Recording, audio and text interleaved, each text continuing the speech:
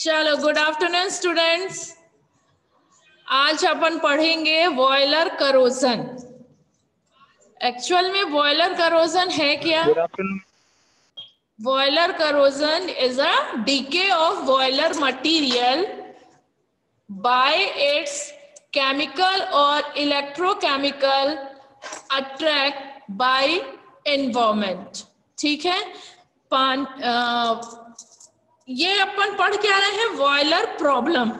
Boiler problem में सबसे पहले अपन ने पढ़ा था sludge and scale formation. Second number पे हम पढ़ रहे हैं, प्रॉब्लम पढ़ रहे हैं बॉयलर करोजन। बॉयलर करोजन क्या है? डीके है। डीके का मतलब क्या है हिंदी में बताएगा कोई? डीके मतलब क्षय, नुकसान होना। Boiler corrosion is a decay of boiler material by chemical or electrochemical attract या रिएक्ट या रिएक्शन। यहां पर आप कोई भी वर्ड कर लो कि वायुमंडल, वातावरण में, जो भी इन्वायरमेंट में कोई भी केमिकल या इलेक्ट्रोकेमिकल अट्रैक्शन होता है, रिएक्शन होता है, जो बॉयलर करोजन के लिए रिस्पॉन्सिबल है। वातावरण में ऐसी क्या चीजें प्रेजेंट हैं जो केमिकल रिएक्शन या अटैक के लिए या अट्रैक्शन के लिए रिस्पॉन्सिबल है? बॉयलर में क्या चीज अटैक करती है जो वातावरण में है? वातावरण में या इन्वायरमेंट में ऑक्सीजन है। तो ऑक्सीजन की वजह से बॉयलर में करोजन हो जाता है। बॉयलर में करोजन के लिए रिस्पॉन्सिबल पहला चीज क्या है? रिस्पॉन्सिबल के लिए क्या चीज? पहला है डिसॉल्व ऑक्सीजन। अब ऑक्सीजन कैसे करोड करता है, कैसे करोजन करता है, कैसे उसमें जंग लगता है? हाँ, ठीक है। तो ड्यू टू डिसॉल्व ऑक्सीजन की वजह से, अब किसमें डिसॉल्व? बॉयलर में डिसॉल्व। बॉयलर में क्या है? पानी है। अब आप बोलोगे कि पानी में H2O है तो ऑक्सीजन है तो कोई बात नहीं, H2O है, ऑक्सीजन तो पहले से है, बट वो कॉम्प्लेक्स फॉर्म में है। H2O एक फॉर्मूला है, वो पूरा मिला के पानी बनाया है। बट अगर हम उसमें एक्स्ट्रा ऑक्सीजन डाल दें, इंजेक्ट कर दें या डाल दें किसी भी कारण से, या एटमॉस्फेयर में से ऑक्सीजन अगर एक्स्ट्रा बॉयलर में आ गई, तो वो बॉयलर मटेरियल को क्या कर देगा? करोट कर देगा। उसकी वजह से करोजन हो जाएगा। क्लियर है? तो करोजन के लिए पहला रिस्पॉन्सिबल कंपोनेंट क्या है? ऑक्सीजन। अब करोजन सबको पता चल गया क्या है? It is a decay of boiler material. Boiler material का नुकसान होना, बॉयलर मटेरियल का क्षय होना बॉयलर करोजन कहलाता है। और ये वातावरण या इन्वायरमेंट के अंदर कुछ चीजें हैं, उस चीजों से रिएक्ट करके करोट कर देता है, उस चीज से केमिकल रिएक्शन करता है। अब सबसे पहले वातावरण में क्या है? ऑक्सीजन। ऑक्सीजन कैसे करोट करता है, आइए अब अपन देखते हैं। ऑक्सीजन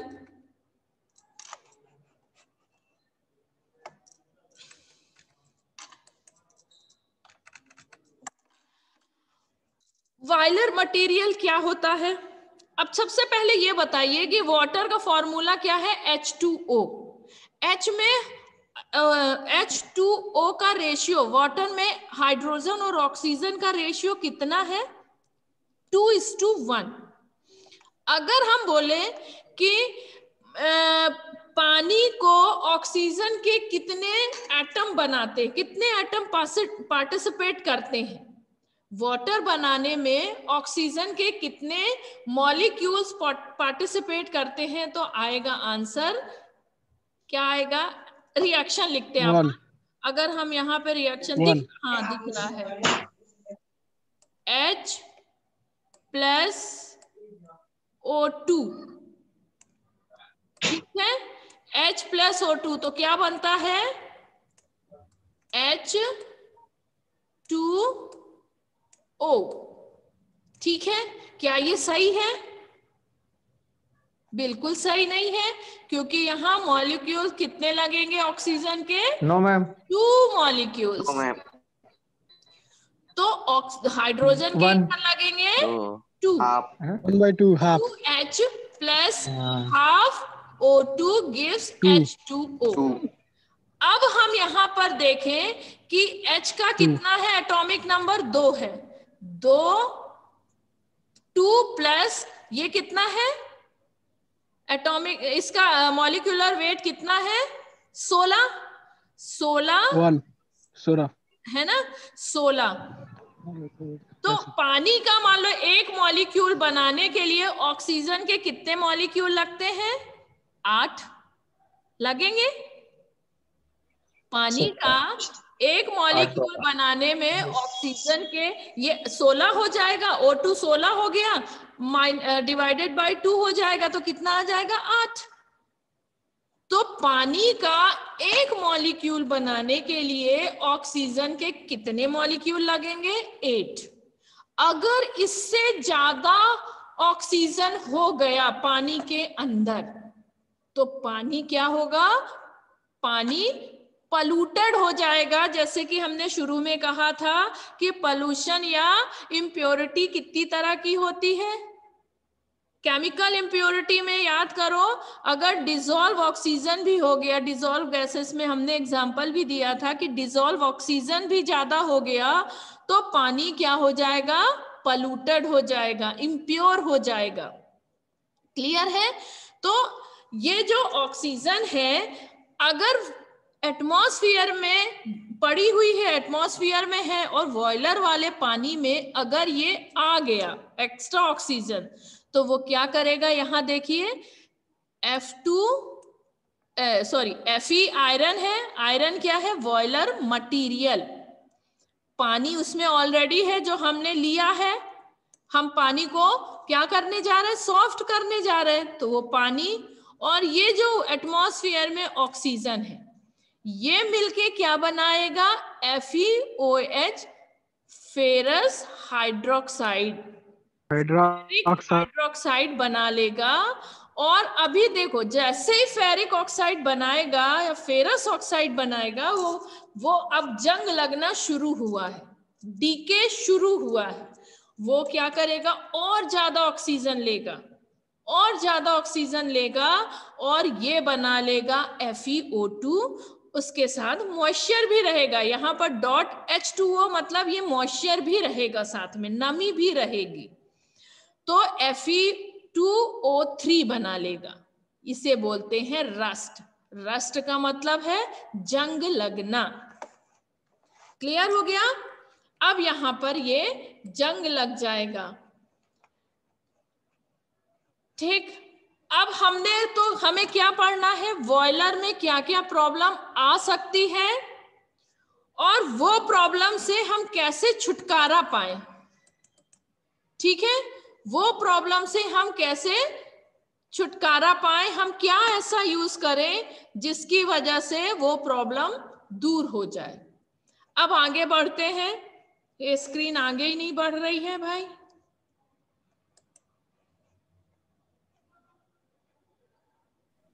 मैम ड्रैग करो, ड्रैग नीचे साइड माउस से ड्रैग।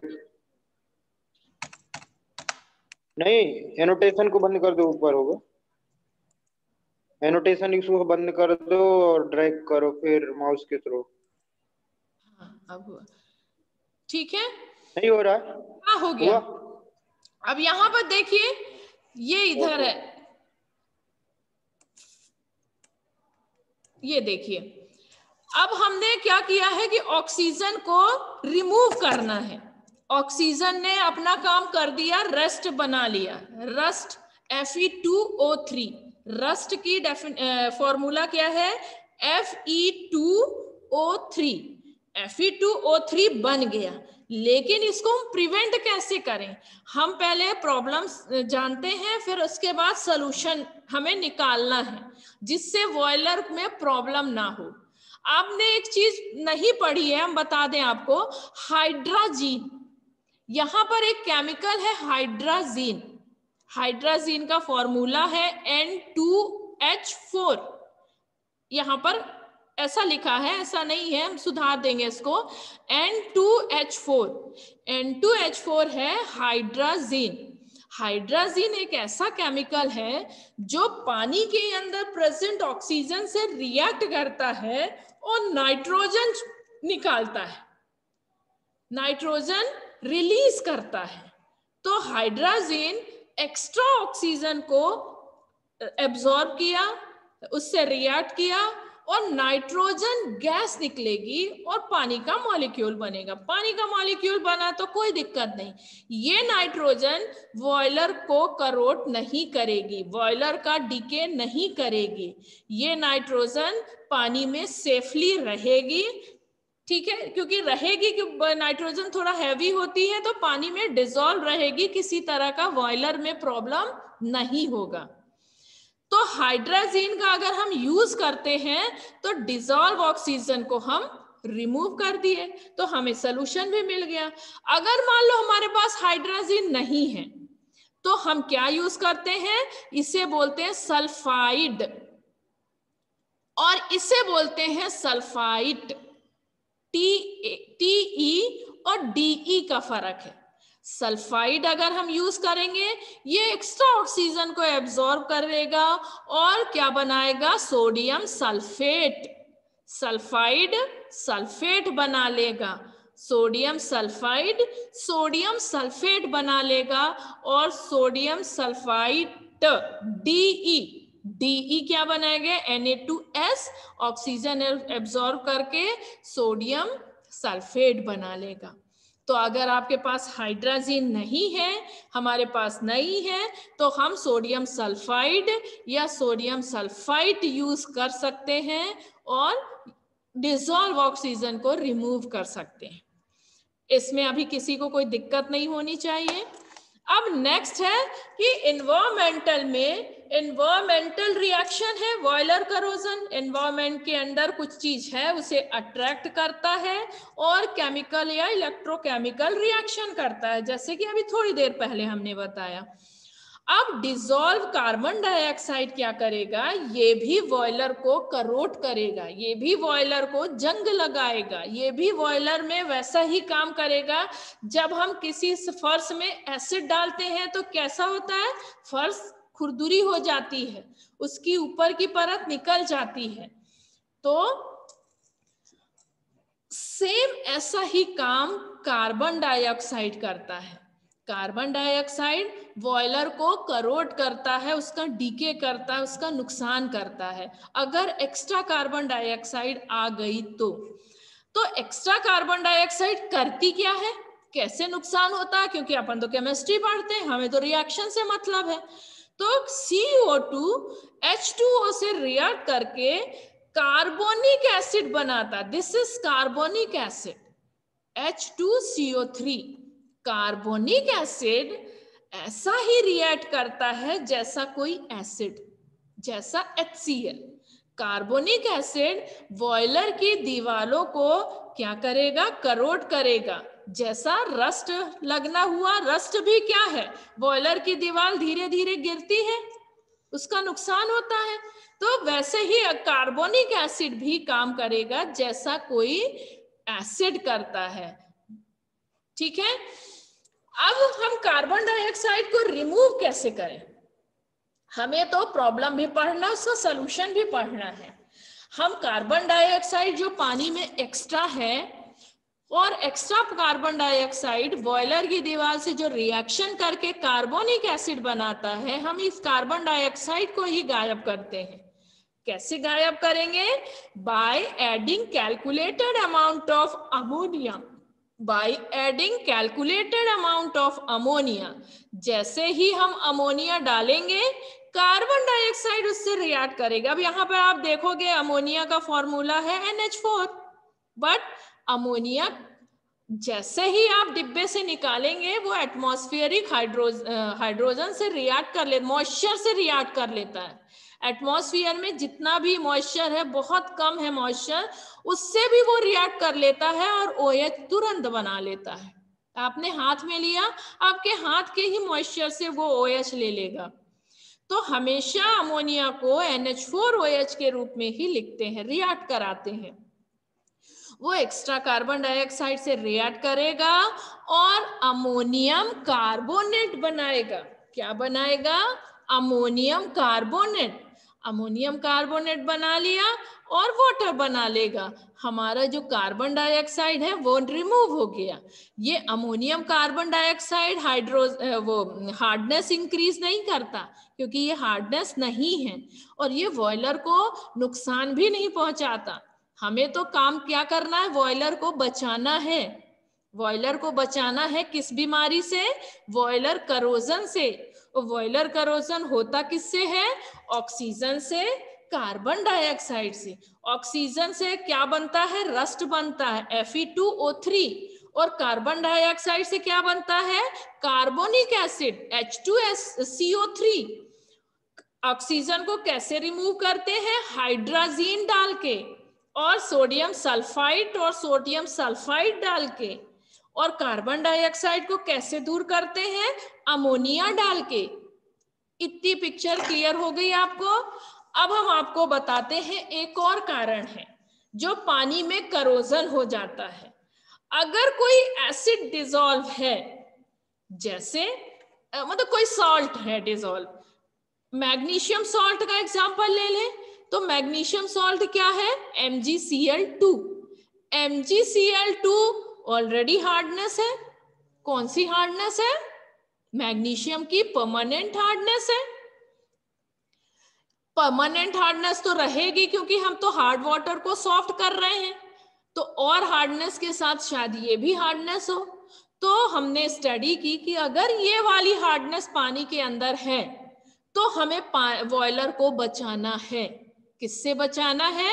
बॉयलर करोजन से बचाना है। जैसे हमें ऑक्सीजन से बचाना है अपने बॉयलर को, जैसे हमें कार्बन डाइऑक्साइड से बचाना है, वैसे ही MgCl2 से भी बचाना है हमारे बॉयलर को। लेकिन बचाना है, पर ये नुकसान क्या करता है? ये बहुत बड़ा नुकसान करता है। आप देखिए जरा रिएक्शन, केमिस्ट्री पढ़ते हैं तो रिएक्शन तो देखेंगे ही अपन।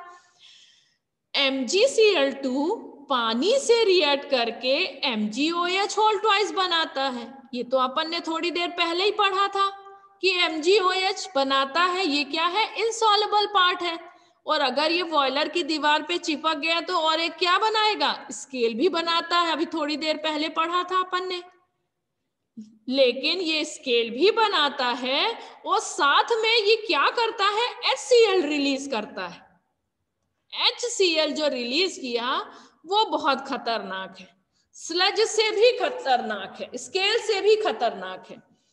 अब स्केल से भी खतरनाक ये कैसे है वो अपन देखते हैं। ये वाली चीज तो अपन ने स्केल में पढ़ ली थी, हाइड्रोलिसिस ऑफ मैग्नीशियम साल्ट। तो ये तो स्केल बनाएगा। दूसरा क्या करेगा? ये क्या करेगा? HCl बॉयलर मटेरियल से रिएक्ट कर लेगा। बॉयलर मटेरियल क्या है? बॉयलर मटेरियल है जैसे आयरन। आयरन से रिएक्ट कर लेगा। जब आयरन से रिएक्ट करेगा तो बना क्या लेगा? FeCl2। ये Cl इधर चला गया, H2O निकल गया बाहर। H2O हमें बॉयलर को नुकसान करता नहीं। लेकिन क्लोराइड श्रीमान जी बॉयलर से अटैच्ड हो गए। बॉयलर को अटैक किया इन्होंने। किसने? HCl का Cl, तो FeCl2 बन गया। अब भाई यहां से ही जंग लगना शुरू, रस्ट बनने की प्रोसेस यहां से स्टार्ट हो गई। FeCl2 बहुत देर तक Fe के साथ रह नहीं सकता। वो वाटर से रिएक्ट करके Fe क्या बना लेगा? FeOH होल ट्वाइस, जो अभी थोड़ी देर पहले मैंने उसमें पढ़ा अपन ने ऑक्सीजन वाले में। ऑक्सीजन ज्यादा मिलने पर FeOH होल ट्वाइस ही तो बनाया था। तो ये हाइड्रोक्साइड वापस से FeOH होल ट्वाइस बना लेगा और HCl फिर बना लिया। अब ये FeOH होल ट्वाइस और ज्यादा पानी एब्जॉर्ब करके Fe2O3 बना लेगा। FeO3 ये रस्ट बन गया, और ये देखिए HCl फिर बन गया। ये HCl फिर वापस से आयरन से रिएक्ट करेगा और फिर रस्ट बनाएगा, फिर HCl बन जाएगा, फिर HCl फिर से आयरन से रिएक्ट करेगा, फिर HCl बन जाएगा। अगेन एंड अगेन ये रिएक्ट करता रहेगा, करोट करता ही रहेगा। क्लियर हो गया? अब ये चीज तो हमने पढ़ ली कि एसिड कैसे बॉयलर को डैमेज करता है, बॉयलर को कैसे करोट करता है, लेकिन सलूशन भी तो अपन को पढ़ना है। सलूशन के बिना प्रॉब्लम जान गए तो क्या फायदा। सलूशन ये है कि जैसे ही यहाँ एसिड बना, हम क्या मिला दें, इसमें बेस मिला दें। हम इसमें अम्ल है तो क्षार मिला दें, एसिड है तो एल्केनिटी मिला दें। जैसे ही एल्केनिटी मिलाएंगे तो न्यूट्रलाइजेशन प्रोसेस हो जाएगी, न्यूट्रल हो जाएगा।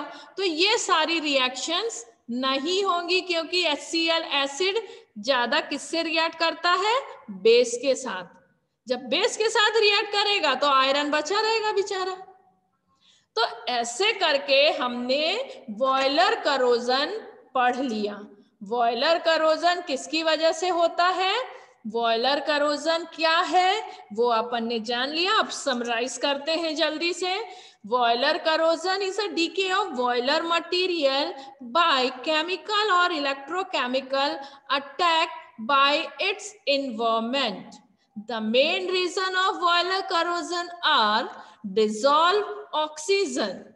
Dissolved oxygen is produce rust. Dissolved oxygen rust produce करता है, rust बनाता है हाई टेम्परेचर पर। इसे रिमूव करने के लिए to treat it with hydrazine. Hydrazine react with oxygen and release nitrogen. Nitrogen is harmless. Nitrogen is harmless to boiler. दूसरा रीजन, दूसरा रिमूवल हम क्या कर सकते हैं, to add sodium sulphide and sodium sulfide. Both chemical react to oxygen and release sodium sulfate. Clear? Next, dissolved carbon dioxide. Dissolved carbon dioxide react with water and release carbonic acid. Carbonic acid is carbonic acid work like any acid and it corrode and it decay to boiler material. Carbonic acid किसी भी acid की तरह काम करता है और boiler material को slowly क्या करता है, करोट करता है। स्लोली उसमें करोसिव इफेक्ट दिखाई देते हैं कार्बोनिक एसिड की प्रेजेंस से। अब removal of carbon dioxide by adding calculated amount of ammonia. By adding calculated amount of ammonia, ammonia react with carbon dioxide and produce ammonium carbonate, which is ammonium carbonate is harmless to boiler. Clear है? अब last आता है acid from dissolve salt. Dissolve salt की वजह से acid का बनना। Dissolve कौन सा सॉल्ट है जिसकी वजह से एसिड बनता है? देखिए, अगर मैग्नीशियम क्लोराइड है वो वाटर से रिएक्ट करता है, then it produce magnesium hydroxide and HCl.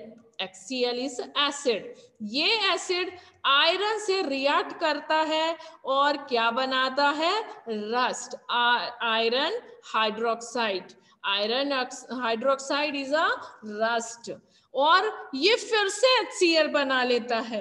मतलब अगर मैग्नीशियम सॉल्ट है कोई तो वो एसिड बनाएगा, अगेन एंड अगेन एसिड बनाएगा, ये चेन लाइक रिएक्शन करेगा और बॉयलर को करोट करेगा। इसको रिमूव करने के लिए या इस प्रॉब्लम्स को सॉल्व करने के लिए हम न्यूट्रलाइजेशन प्रोसेस करेंगे। न्यूट्रलाइजेशन प्रोसेस क्या है? एसिड है तो हम बेस मिलाएंगे, उसका पीएच वैल्यू हम कितना करेंगे? 7 करेंगे। तो ये हो गया आज का लेक्चर। आज हमने आपको बॉयलर करोजन पढ़ाया। कल हम आपका एक छोटा सा टेस्ट लेंगे, वर्बली टेस्ट लेंगे, जिसमें से हम आपसे पूछेंगे बॉयलर करोजन क्या है। और जो भी आपको कोई क्वेश्चंस पूछने हैं वो आप कल पूछिए या व्हाट्सएप करिएगा मुझे, ठीक है? तो आज का लेक्चर होता है खत्म।